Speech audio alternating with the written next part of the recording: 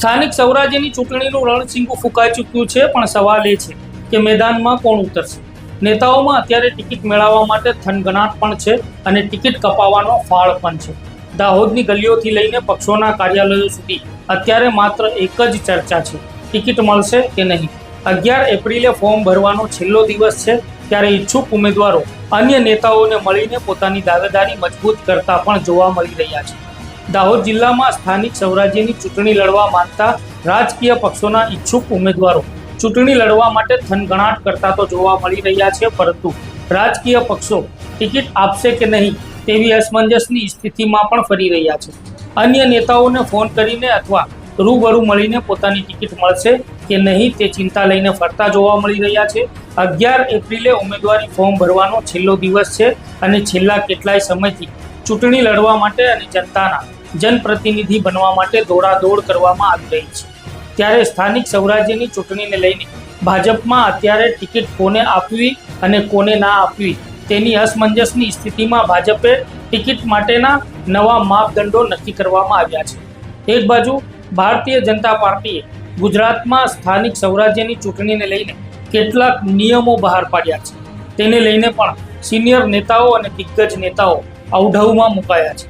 ચારેય મોર ચર્ચાઓ ચાલી રહી છે. તે મુજબ વાત કરીએ તો ભારતીય જનતા પાર્ટીના ઉમેદવારો બનવા માટે હોડ તો લાગી છે, પરંતુ ભાજપના નિયમો જાણવા મળ્યા મુજબ 60 વર્ષથી વધુ ઉંમરના નેતાઓને ટિકિટ નહીં મળે.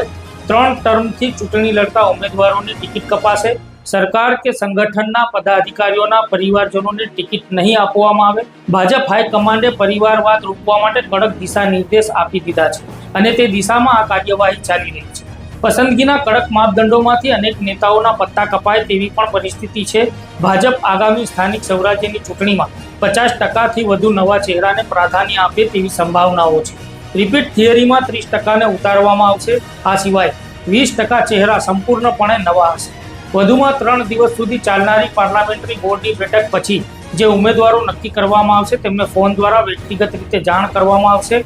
અંતિમ યાદી જાહેર ના થાય ત્યાં સુધી કોઈ પણ ગેરસમજ ટાળવા માટે આ સમગ્ર પ્રક્રિયા અત્યંત ગુપ્તતા સાથે હાથ ધરવામાં આવશે તેવી જાણકારીઓ મળી રહી છે. ત્યારે ભાજપ તેના ઉમેદવારો જાહેર કરે તે પહેલા કોંગ્રેસ પક્ષ પણ જિલ્લા પંચાયત, તાલુકા પંચાયત અને નગરપાલિકા માટે ઉમેદવારો જાહેર કરશે તેમ જાણવા મળી રહ્યું છે. ત્યારે ત્રીજો પક્ષ આમ આદમી પાર્ટીએ પણ જિલ્લા પંચાયત અને તાલુકા પંચાયતના કેટલાક ઉમેદવારોને જાહેર કર્યા છે અને તેમાં પણ પક્ષ પલટો કરવાની હોડ લાગી છે. ત્યારે હજુ તો અન્ય પક્ષોમાંથી ટિકિટ ના મળવાના કારણે નારાજ થયેલા નેતાઓ પોતાના સમર્થકો સાથે અથવા એકલ દોકલ આ પક્ષમાંથી પેલા પક્ષમાં અને પેલા પક્ષમાંથી આ પક્ષમાં જોડાશે તેમ પણ જાણવા મળી રહ્યું છે. ત્યારે પક્ષ ટિકિટ ના આપે તેવા સમયે કેટલાક રાજકીય પક્ષોમાંથી અપક્ષ લડવા માટેનું પણ કેટલાક ઉમેદવારોએ મક્કમ મન બનાવી લીધું હોવાની ચર્ચાઓ ચાલી રહી છે. ત્યારે સિનિયર અને દિગ્ગજ નેતાઓ પણ અન્ય લોકોને પોતાને ટિકિટ મળશે કે નહીં તેની પૂછતાછ કરતા પણ જોવા મળ્યા છે. ત્યારે ભાજપ, કોંગ્રેસ અને ત્રીજો પક્ષ આમ આદમી પાર્ટી કયા ચહેરાઓને સ્થાનિક સ્વરાજ્યની ચૂંટણીમાં મેદાનમાં ઉતારે છે તેના ઉપર સૌ કોઈ મીટ માંડીને બેઠા છે. ત્યારે આવનાર 11 એપ્રિલના દિવસે આખું ચિત્ર છે તે સ્પષ્ટ થઈ જશે. પાર્ટીના નિયમોનું પાલન થશે કે નહીં તેના ઉપર લોકો ચર્ચાઓ કરતા પણ જોવા મળ્યા છે. આ વિડીયોને લઈને તમે કોમેન્ટ બોક્સમાં પોતાની પ્રતિક્રિયા લખી શકો છો.